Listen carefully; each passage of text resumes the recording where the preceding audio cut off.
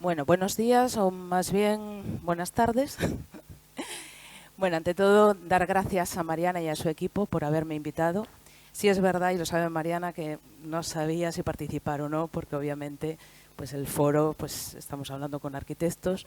Yo, aunque sí tengo, porque sí tengo experiencia en materia urbanística, pues bueno, soy licenciada en Derecho, pero sí creo que puedo daros una visión de cómo está el sector agrario en Asturias, que creo que esa visión es muy necesaria y sobre todo para los arquitectos urbanistas. La situación actual la voy a enfocar en la ganadería, en la agricultura y en la industria agroalimentaria. Sí es verdad que está el forestal, está la pesca, pero bueno, anteriormente ya se ha hecho mención, entonces considero que estos 3 puntos son fundamentales, sobre todo cuando se quiere ordenar el territorio. Empezamos con la ganadería. Respecto a la ganadería, esta es una pequeña foto de cómo estamos actualmente en la cabaña ganadera aquí en Asturias. Principalmente nos encontramos que bovino de carne representa el 48% de la cabaña ganadera. Después va seguido del bovino de leche, que es el 16%, después las habas de corral y seguidamente estamos hablando del ovino, caprino y el porcino. Por lo que podemos decir que en Asturias, principalmente en nuestra cabaña ganadera, estamos hablando del bovino de carne y el bovino de leche. Si vamos a la siguiente gráfica, pues nos encontramos, me voy a centrar en carne y leche, que carne, pues desde el año 98 hasta el 2022, más o menos, seguimos con la misma línea. Bueno, hay años en los que ha habido una disminución, en otra cosa una ampliación, pero bueno, la carne vamos bien. ¿Qué sucede? En la leche, pues ya no tanto. En la leche en el año 98 pues teníamos una cabaña importante de producción láctea. Con la deriva de los tiempos y sobre todo porque es un sector que ha estado muy machacado por las administraciones, y no nos olvidemos que con la incorporación a la Comunidad Económica Europea, nuestros políticos a la hora de negociar las famosas cuotas lácteas, lo que hizo fue mermar nuestra producción láctea, porque en España somos deficitarios en producción de leche. Y ese dato es muy importante tenerlo en cuenta. Proseguimos. Voy rápido, porque como es la última. Bueno, esta es un poco el reflejo. Si vamos a explotaciones bovinas según orientación productiva, es un poco para que veáis lo que está en rojo, arriba. Espera. A ver. Vale. Lo que está en rojo es las explotaciones de carne, ¿no? Como estamos viendo, pues aquí en Asturias, todos estos datos están sacados del SADEI. Los últimos datos son del año 2000, en este caso 2018. Intenté buscar datos más actualizados, pero no los he encontrado. Si hay alguien aquí de la administración que rellene o que haga las estadísticas, pues hay que actualizarlos. En este punto de carne vemos que, bueno, ha ido disminuyendo, pero más o menos se mantiene la cabaña ganadera. En cuanto a la leche, que es lo amarillo, es un desastre. Es un desastre, señores. Aquí nos estamos encontrando que a fecha del 2018, que son los últimos datos obtenidos, bueno, pues es los mínimos históricos y, ojo, descendiendo. Cada año cierran 100 explotaciones ganaderas. Ojo al dato. Seguimos. Entregas de leche de vaca a industria según campaña. Volvemos a lo mismo. Vamos desde el periodo 2004-2005 hasta el 2022-2023. Vemos claramente que existe una disminución progresiva.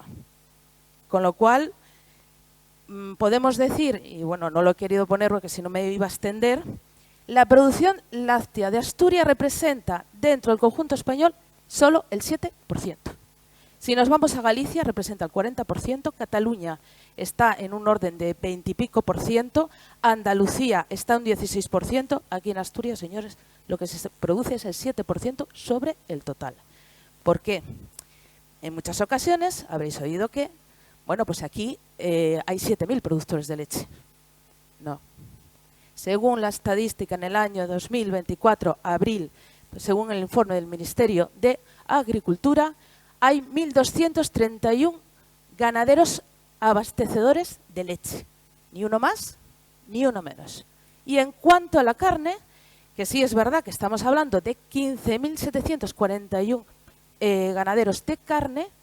Ahí en ese aspecto, pues podemos decir que el tamaño de las explotaciones de carne, pues si anteriormente estábamos viendo de 300.000 cabezas de ganado de carne y son 15.741 explotaciones, si dividimos, pues estamos hablando de una media muy pequeñita. Si nos vamos, como digo, a las comunidades que empiezan por C, Cataluña, Castilla-La Mancha, Castilla-León, vamos a la G, Galicia, que Galicia es que Galicia calidad, o sea, no se están dando vueltas en el sector. Es verdad que hay más territorio, pero sí hay una organización muy potente.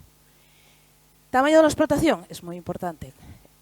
El dato, estamos hablando de 1.231 ganaderos de leche aquí en Asturias. Si nos vamos al tamaño de las explotaciones, Asturias tenemos en el año 2016 era una media de 36 unidades por explotación, en el 2020 42. Asturias y Galicia encabezan, pero a la baja, en cuanto a media de número de animales por explotación. Bueno, nos vamos, como digo, a las Cs. Cataluña, Castilla y León, Castilla-La Mancha. Castilla-La Mancha, la media estamos hablando actualmente, me voy a centrar ya en el 2020, 159 cabezas por explotación. Nos vamos a Galicia, que también es verdad que es pequeñito, pero ahí hay 5.500 explotaciones. Es un poco lo que quiero expresar con todo esto, es que realmente, bueno, pues Asturias por la orografía no va a llegar a ser competitiva. Hay que buscar otros recursos, porque realmente hay otras zonas que sí permiten explotaciones que en términos de rentabilidad son mucho más atractivas que el sistema que tenemos actualmente. Continúo. Agricultura. En agricultura, a mí es que me encanta el queso. Entonces quiero exponerlo de una manera, bueno, pues que sea lo más atractiva posible. Producciones agrícolas. De la superficie que tenemos en Asturias, debemos de tener claro que posible superficie utilizamos solamente el 2% de la superficie total de Asturias. Con todo esto, debo de decir que no me he metido con el sector forestal, porque Mariana, entiendo que eso es otra jornada. Bueno, de las producciones agrícolas, bueno, eminentemente tenemos la cabaña ganadera se basa en bovino de carne y bovino de leche. Pues nos vamos a las principales producciones. Bueno, pues si tenemos la ganadería, hay que ahorrar los costes, pues con el forraje. Entonces, vemos que en el total de la superficie nos encontramos prados y praderas, maíz y vallico, que principalmente esto supone el alimento del ganado, de lo que estábamos hablando antes. Después nos encontramos que, bueno, lo he querido poner así, este totum revolotum que no se entiende, se corresponde a esto. He querido hacer pues una extrapolación de lo más significativo. Entonces nos encontramos hortalizas, ahí entra de todo. Es verdad que nuestro Servicio de Estadística de Asturias, ajos, pimientos, tal, bueno, lo he querido meter todo en este 34%. La patata, estamos en un 19%, pero bueno, podríamos tener terrenos más cultivables porque hay determinadas zonas en Asturias que son óptimos para la patata, pero nos están cogiendo la delantera. Galicia calidad. Manzano para sidra, una breve exposición que haré posteriormente, y después tenemos el 3% de kiwi, de plantaciones de kiwi, que el anterior Emilio creo que ha hecho referencia, con lo cual no me voy a extender porque ya toca, ya está explicado, y después hay otros a destacar. Si es verdad que aquí pongo en castaño fruto el 0%. Bueno, como era la cantidad a la hora de realizar este diagrama tan pequeñita, debo de decir que no es que sea el 0%. Nosotros producimos 220 toneladas de castaña. Pero ¿qué sucede? Tenemos, ojito, no me quiero meter al forestal, pero que quede el dato. Somos los principales productores de castaño, con una calidad excepcional. Sin embargo, no lo tenemos explotado debidamente. Proseguimos. Producciones de manzana. Bueno, no sé si conocéis que las pomaradas, que es como se llaman las plantaciones de manzanos, nos encontramos con que hay el sistema de becería, por decirlo de algún modo. No sé si se conoce. Bueno, básicamente es que un año se produce mucho y después al año siguiente pues los manzanos se vuelven un poco más baguetes y producen menos. Con todo esto que nos encontramos, bueno, he querido un poco hacer un breve resumen en el que, considerando las cosechas de 2013 a 2014 al 2021, que es la última que nos encontramos aquí, bueno, pues de Asturias la producción que tenemos, si nos damos cuenta que es el verdito claro, bueno, pues cuando hay becea, el año de potente, se tira. Hay manzana en Asturias. Lo que pasa es que, ojito, todos los años, independientemente sea un buen año o mal año, nos podemos encontrar que siempre se tira de otras comunidades, que es el verde oscuro, siempre se tira de otras comunidades, que normalmente suelen ser País Vasco y Galicia. Galicia nos están comiendo el terreno en el tema de la manzana. Y otros países, sí, vienen de otros países. Vienen de otros países. A ver, hago referencia porque es un poco, no me gusta comparar, pero es un poco para que veamos, ¿no?, el contexto en el que estamos. Otros países, siempre se tira de otros países. Lo que pasa que la última campaña declarada y publicada en el Printcast es del 2021 y si nos damos cuenta coincidió con un año malísimo. Asturias, estamos aquí. De otras comunidades más o menos se ha tirado, pero el último año malo ha venido manzana, vamos, que manzana francesa, manzana... Eso hay que pensarlo porque eso significa que tenemos un problema de gestión territorial y sobre todo de cultivos de manzana muy importante. Aquí me encanta el queso, entonces vemos que este último año nos encontramos de Asturias el 41% de lo que se ha pisado, otras comunidades el 11% y el 48%. Y con esto no estoy entrando en el mosto concentrado que también entra. Me quiero nada más que referir porque lo que me toca es el sector agrario. Seguimos. Vamos a la industria agroalimentaria de medio rural. Lo he querido enfocar en el medio rural porque obviamente Asturias es una potencia en industria agroalimentaria. Tenemos industrias muy potentes. Pero lo quiero poner y centrar en el medio rural. En el medio rural pues tenemos láctea, cárnica, miel, bebidas, sidra, vino de denominación de origen, los famosos vinos de Cangas del Narcea, molinería, también lo tenemos algún molino artesanal que está funcionando estupendamente en la zona de Pravia, frutas y hortalizas, grasas y aceites, alimentación animal y pescado. Voy a continuar. Los quesos de España. Ya les he dicho antes que me encantan los quesos. Bueno, quiero hacer referencia dentro de la industria agroalimentaria, pero solamente en esta parte, porque quiero dejar una pequeña reflexión. Los quesos de España. Tenemos 28 denominaciones de origen, de los cuales Asturias ostenta 4 denominaciones de origen y una IGP de queso. La mayoría se encuentran en la zona de Cabrales, como tal, zona de Picos de Europa. Ahí tenemos al Cabrales, Gamoneu, Casín, que esos son denominación de origen protegida. Los Bellos, no, eso es IGP. Y Afogalpitu, que es de la zona centro-occidente, como tal. Bueno, teniendo eso claro, nos vamos al mapita. Este mapita que resulta publicado en muchas ocasiones, porque quiero dejar una pequeña reflexión. En este mapa nos encontramos que la zona donde están las 3 denominaciones de origen y la IGP, Cabrales, Gamoneu, Casín y Los Bellos, está concentrado aquí.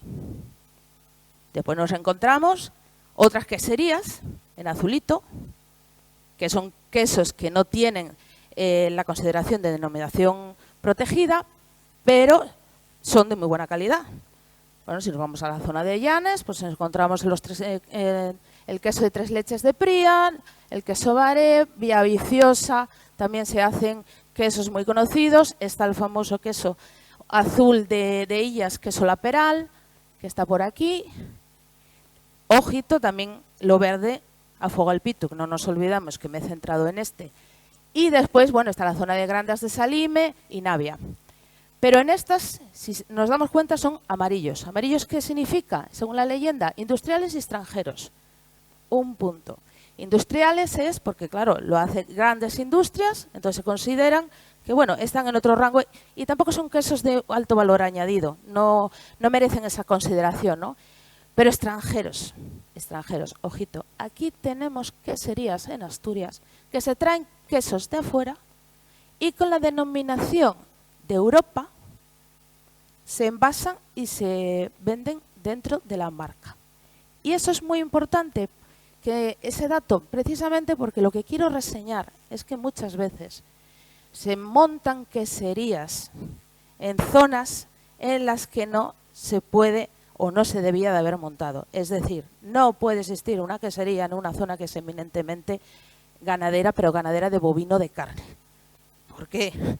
Porque si precisan de la leche y tienen que traerla a 150, 160 kilómetros, pues no pueden. No se puede porque no pueden competir por costes, por logística y demás. Y después, muy importante, en su momento nos lanzamos a hacer queserías aquí en Asturias, porque teníamos los famosos fondos FEDER, LÍDER, un poco lo que decía Javier, hombre, pero si no necesitamos tantas queserías, no te preocupes, que vamos a por las queserías.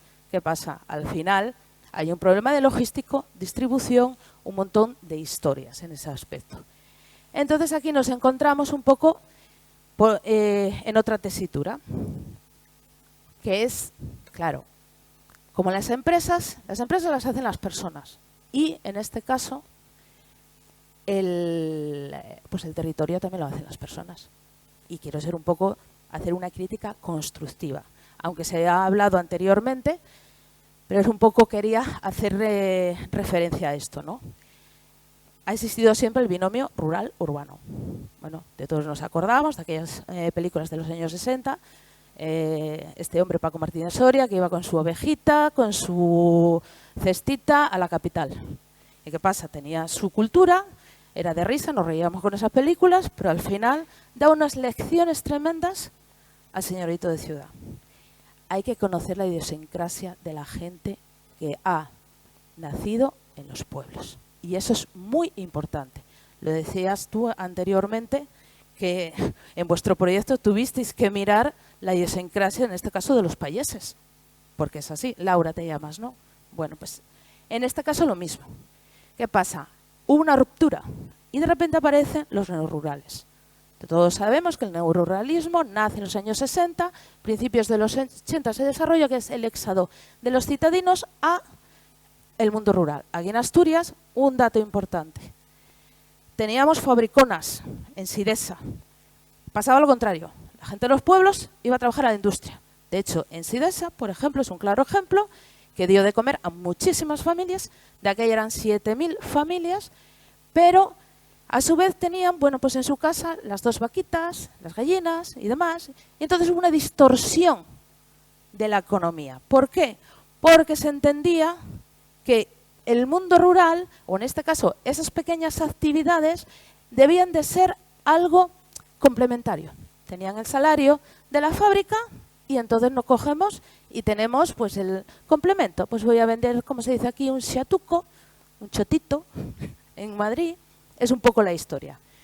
Se rompe el binomio rural-urbano y entonces yo aquí una clasificación que leí en una revista publicada en Colombia que me encanta. Dentro de los neorurales, pues hay que ver 4 clases: por atracción comparativa, por atracción ético-política, por atracción económica-productiva, por expulsión. Dentro por atracción comparativa, bueno, pues se subyace 2 clases: integracionistas y escapistas. Voy a ser rápida. Personas que, pues cansados de la urbe, deciden quererse ir a vivir al campo, en plan romántico.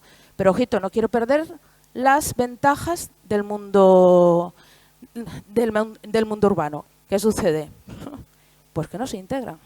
Y sobre todo los escapistas, porque los escapistas se van con su cochecito al mundo rural, pero ojito, es que no me gustan los inconvenientes del mundo rural. Y entonces voy a generar un pequeño conflicto. Sigamos. Por atracción ético-política. Ahí son los agroecologistas y altruistas. Gente formada. Son gente que, bueno, quieren, obviamente, y tienen buenas ideas a la hora de desarrollar el mundo rural. Y en algunos casos, pues sí, se preocupan de decir, bueno, ¿y esto qué tipo de cultivo había antes? Vale, por atracción económico-productiva, agroexpertos innovadores. Para mí estos son los crack.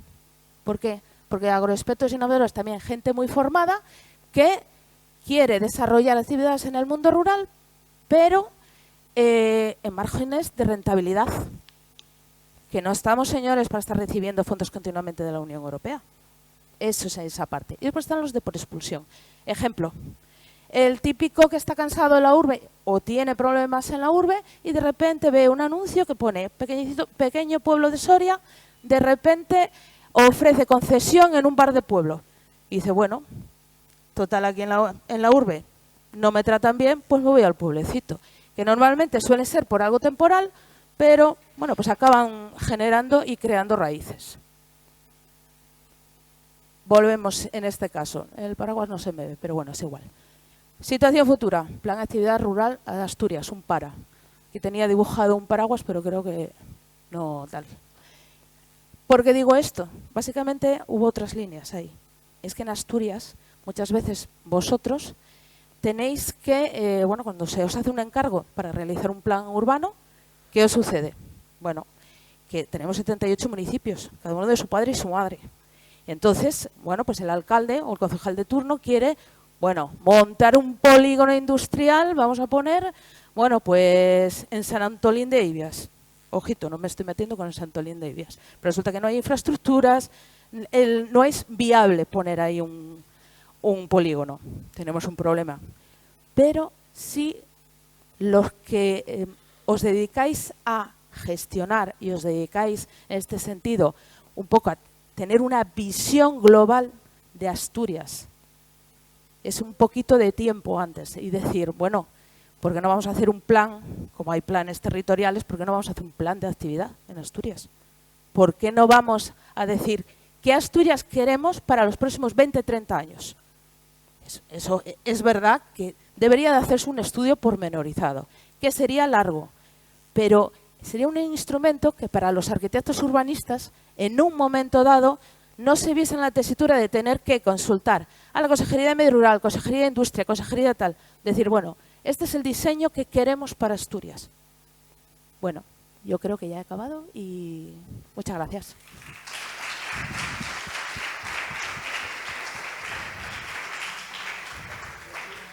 Muchísimas gracias, Beatriz, un gusto escucharte.